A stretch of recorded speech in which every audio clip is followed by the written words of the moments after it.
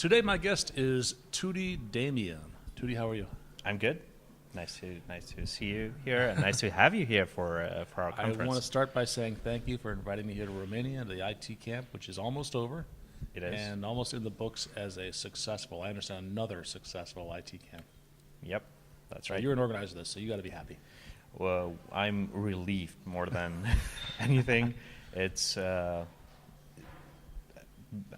by taking into consideration the days of the conference and the 2 or 3 days before the conference when it's the busiest. We're getting near the end, so it's all good. You haven't slept much lately, have you? I have slept, I think, 9 hours in the past 3 days. 9 whole hours? Oh, Yeah. Slacker. And then you also, that's not enough. You're organizing this conference and inviting all the speakers. You also gave one of the keynotes. Yes, And another session. That's right. But we tried to get rid of our sessions as early as possible, and the keynote was probably the earliest. So my keynote was with Mihai, the co-organizer of the conference. Mihai's been on this show? That's right. We just said last year and 2 years ago we both had our sessions on the second day, and besides all the organizing and running around, working on your slides the day before or the very day you have your session is also time consuming. Yeah, and stressful. And stressful. Right. All right. I saw your keynote, and I was impressed by. I wasn't impressed the right word. It was designed to terrify the audience. I think I expected people in the audience to get up and run out and call their sysadmin because it was all about security threats, right? Hacker threats. It was, and it was more of an attempt to make people aware that there are things out there that they might not know, and that they should be interested in finding out. Because if you don't know a threat is out there, it doesn't mean it's not out there, and it doesn't mean you couldn't be affected by it. Sure. So I think most people they care about security and they think they're doing a good job of it. They'll have passwords on accounts. They'll have accounts that have limited privileges and only give the administrative accounts and passwords to certain people. They put that Post-it note in their desk drawer with the password on it at the end of the day. So. Yeah, and they leave the key in the drawer, right? Because it's easier to open it. The passwords and administrative accounts, that sounds really good, and ACL's access control list, but it's not enough, is it? It's never enough. It's not close to enough. You showed you in a matter of 10 minutes, you hacked the administrative password on an account. Yeah, that's right. I mean, it seemed like a very realistic scenario. It is, and unfortunately, it's something that has been out there for a while. So just for reference, I showed a pass the hash attack, and then using those hashes, I just did a lookup on some rainbow tables. Rainbow table is what? When you have the hashes, the rainbow tables are sort of a cheap and easy way to figure out which hashes belong to which or correspond to which password. You pre-generate all the possible hashes, and then you just do a lookup on the table, and that's much faster than doing brute force on anything. If you have the end result in a huge list somewhere, and you just go through the list, and you see, hey, this is the hash, and this is my hash, and they match. So this is the password that I generated that hash from. It's easier than just doing brute force on a really complex password. Okay. So, and that took 10, 12 minutes to go through a number of very, very complex passwords just because what's called the LM hash was still available in the Active Directory domain, and it was still stored in memory somewhere. LM hash is what? LM hash is the worst possible way to keep a hash for a password, possibly, nowadays. It's something that's been around for, I think, 15 years or so, and it's the way to store your password in memory for convenience purposes. Like you log on your computer, and then you want to access a network share. If you were to enter your password for every network share that you accessed, you'd probably go crazy, right? So Windows comes in and helps you with that by storing your credentials in memory. Now, it doesn't store the plain text password.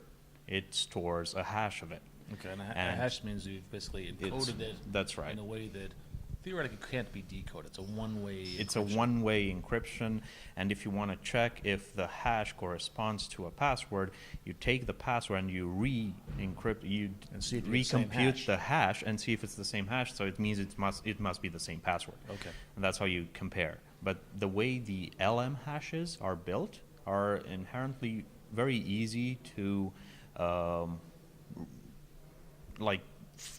don't know, decompile or decrypt. Okay. Right, so you basically get a really easy way of going back to the original password because of the way it was originally designed. And it's by design, and it was by design at the time, and it's been there ever since Windows NT as an authentication method, and it's been kept in recent OS versions of Windows for legacy purposes. Like if you have a really old, I don't know, printer somewhere in your network and that uses any form of authentication, It relies on an it LM relies on the LM hash, or it could rely. And if you want to access that printer using your credentials, like have the printer tell you, hey, you've got rights to print or not, it would probably use that if it would be a really old printer. So you could right now, and ideally you should disable the LM hashes in your infrastructure. There's an option in Active Directory to do just that. I see. To have all computers in the network stop storing LM hashes and just use a null for the LM hash and use the newer and better NT-LM hash. If you could just do that, you might run into issues with really old devices. They would just would stop working. They would They authentication. would stop authenticating. Yeah. So you'd have to So re-authenticate every time you'd you have use them. you'd have issues with that. So, but usually with newer systems and newer devices, you shouldn't have those problems, and it's way easier to just try, check, see if it works for you, because the fact that those LM hashes are still there is a major issue, and that was one of the points of my talk from So yesterday. is it fair to say that if I disable LM hash and I replace all those legacy systems that require it, am I okay then? No, No. but it's slightly better. It's slightly better. It wouldn't take. That's slightly encouraging. Yeah, it wouldn't take someone 5 minutes or 10 minutes to find your password. It would probably take him a few hours or a few days. Okay. But then again, all that hackers have is time, right? All right. So it's really about the knowledge of what can be out there, what can happen to you, and how you can protect yourself against it.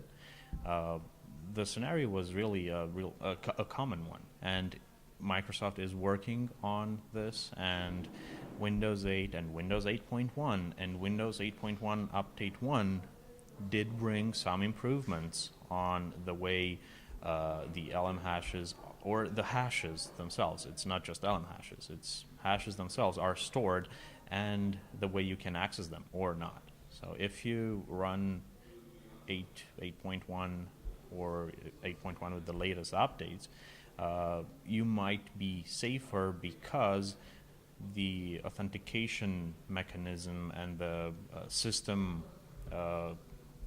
components will not release this information because they run at a privilege level that any admin, local admin, is now not able to access anymore. Okay. So it won't release that information because they're stored in memory, and it's really common for companies to have most of their users run as local admin on their workstations. Yes. So that's all you need, because local admin on a Windows 7, Windows 8 machine could allow you to get those hashes from memory. You don't need the password, you just need the hash. And that was the first part of my presentation. So one thing you can do is just to install the latest patches. Yeah, Keep that's upgrading the one operating thing, system. because Microsoft are aware of this. They have been aware of it for You're a sort while. of hedging that, saying that Microsoft isn't done with They're not patching all these They're problems. not, but they are doing a really good job at addressing this from the OS end. And this is not like it's a bug in the OS. It's by design, and it's always been like that. Right. There's a trade-off between usability That's right. versus security. That's right. But the thing is, you don't really need the password. In most cases, you just need the hash. And if you can, as the attack I mentioned, pass the hash, you grab the hash somehow, you get the hash, and then you pass that along to any system in the network requiring authentication. Like you want to access a network share, the network share, you can pass a hash to it, and it will give you access based on that hash that you pass to it.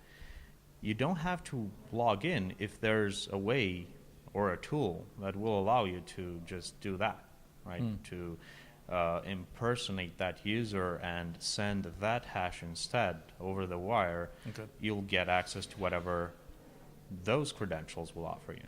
Okay. So it's So just let me that ask you this question. If I'm being careful, I'm patching my system, I'm disabling LM hashes, how do I know when I've done enough? Is it possible to know, or what's the Well, what kind of guidelines do I have? The easiest answer is it's never enough. If at any point if I work 24 hours a day, 7 days a week, you can, would that be? I'm not going to do that. Yeah, I need you to won't. strike that balance. You won't. And what time? At what point can I just say, okay, I can sleep at night? you can only take that path or make that decision if you do some risk assessment. Okay. Like if you know how much harm a certain type of incident or data loss or data getting compromised could generate, like this would cause me to lose this amount of money, or it would cause me to like lose the company or something. Okay. You set some values for each levels of risk, and Right. you make all possible. You try to find all possible solutions to minimize those risk Okay. elements. Now, there's always going to be something out there, even if it's 0.01% chance, it's still a chance. Mm-hmm. And if that thing with 0.01% will cause you to lose the company, you should probably look into that instead of the thing that has 50% chance of happening every day, but will only cause you to like lose 5 minutes clicking away at something and making Right. it go away, Okay. right? So it's always a trade-off. It's always a trade-off. It depends on how important that information that you want to protect is. Okay. It really matters more when you put it into context. It's something that varies from company to company or even from individual to individual. Would I want to protect my phone or my laptop? If I don't have any relevant data and the entire value of this phone, right, is X amount of dollars and Right. that's it, Yeah. there's no data on it, this is how much it's going to cost me if I lose Yeah, it. you If lose I've a got $300 phone yeah, versus if I've got important company data, which that's could be hundreds of thousands. that's of right. dollars, actually. This is why I would need to protect this particular device. Okay. In a So that's the assessment. The factors are going to be the value of the data, the likelihood that it can be That's hacked, right. and of course the expense of preventing that. that's right. sort of You hack. you need a certain amount of hours to invest, and you need a certain sum to spend to make sure that this thing gets addressed in a manner that's satisfactory to you and that reduces the risk that it poses. I've heard this phrased as we should make it more expensive for hackers to get at the data than the data itself is worth. And I'm not sure that's a good rule because not all hackers are motivated by money. That's right. It's not a matter of can a hacker get into my system. It's more a matter of how long will it take for a hacker to get into my system. Interesting. And if you're persistent enough, you could probably get into any protected system out there, provided you have the time, the resources, everything that you need.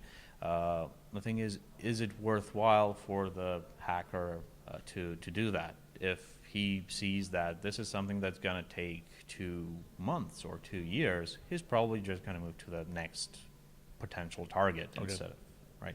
So yes, there's a cost involved. If you can like speed up things by just getting a better computer or a computer farm, or just using the cloud now for really short but really intense compute power. You need a lot of compute power to like find a password in a list. Okay. You can just grab one of the so many cloud providers out there, get a bunch of virtual machines, put them to work. 1 hour, you've got your data, you turn them down, you pay the $5, and you've done the work that it would have taken you a week or so to do. Yeah. So that's one the thing cloud, that the like cloud so changes. Many technologies, it's neither good nor evil. That's right. It's it's always It's about how the it's wielded. people. Yep. Okay. Should we talk about something else? Is there something we haven't said that we should have? Well, I think the main point that I wanted to make during the session yesterday, and that would be relevant for this discussion, is that security is never about the technologies, it's never about the tools, it's never about the policies, it's always about the people. Okay.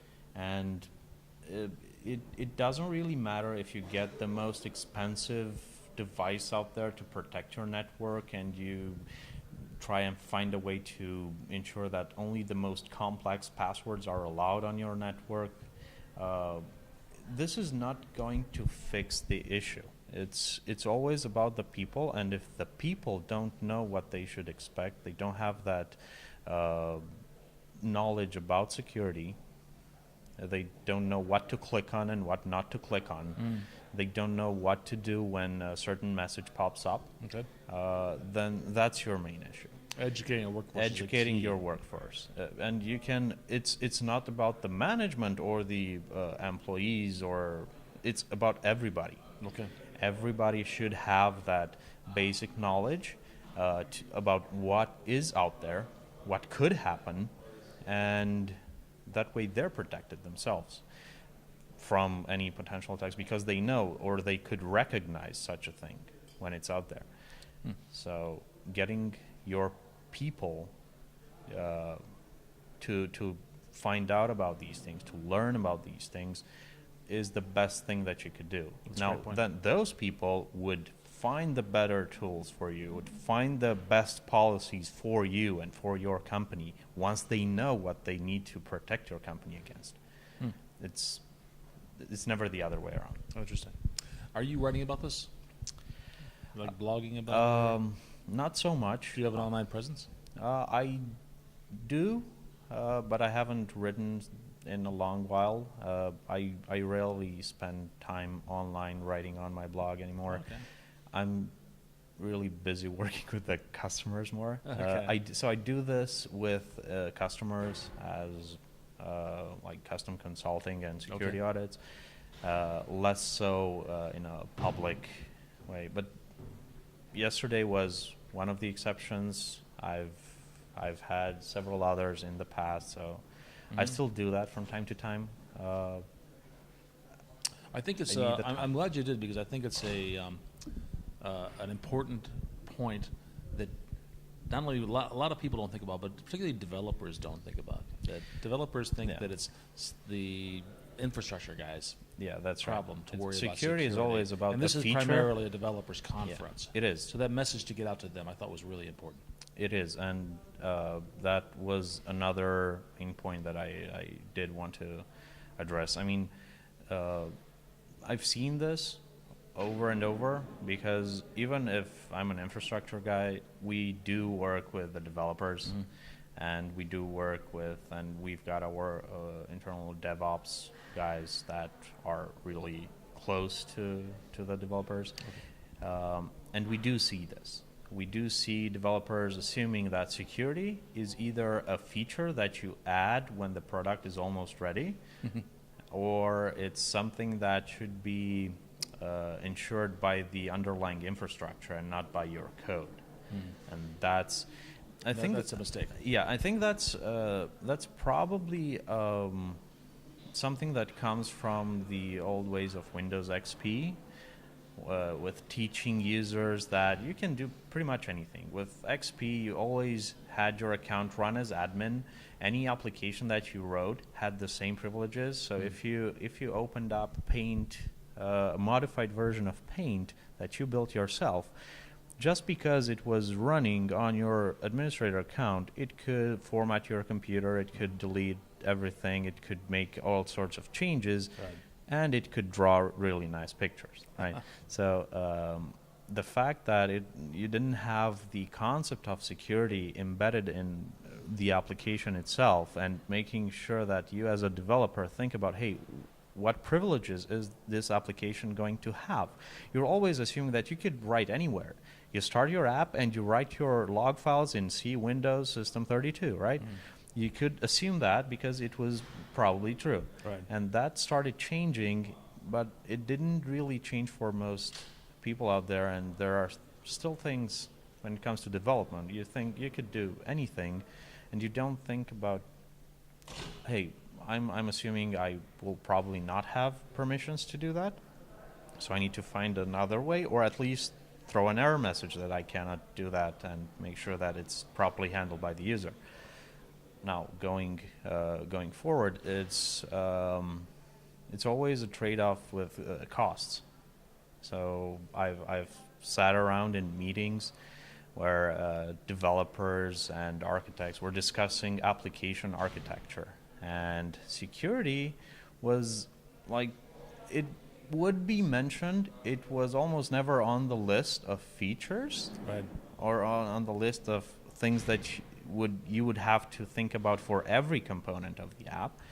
And in the end, it would really go to a point where you'd have 3 things to choose from, and you could only choose 2.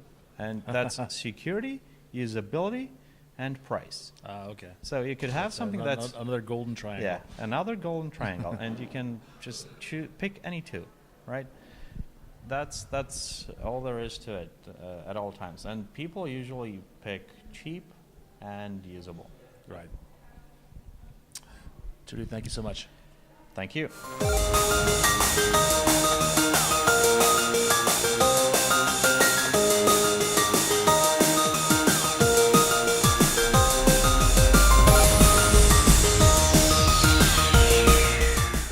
Once again, thank you, David, for joining us here at IT Camp. This is a technology conference, but it's always about friends, and you can find a lot of friends, even if you're only bound by technology.